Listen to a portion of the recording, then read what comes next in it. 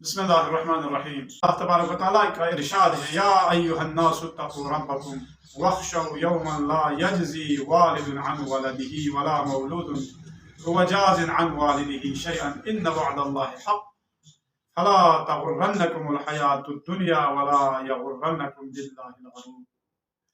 अल्लाह तबारक व तआला का इरशाद है, ए लोगो, अपने परवरदिगार के गजब से बचो और उस दिन का खौफ करो जिस दिन न बाप बेटे के और न बेटा अपने बाप के कुछ काम आएगा। अल्लाह का वादा यकीनन सच्चा है, लिहाजा दुनिया की ये जिंदगी तुम्हें धोखा न दे और इस दिन से डरो जिस दिन न तेरा बाप अपने बेटे का बोझ उठाने के लिए तैयार होगा और न बेटा अपने बाप का बोझ उठाने के लिए तैयार होगा। कोई भी किसी की जिम्मेदारी कबूल करने के लिए तैयार नहीं होगा। दर हकीकत पहला दस्तूर हमें मबदा की तरफ तवज्जो दिला रहा है और दूसरा दस्तूर माद की तरफ।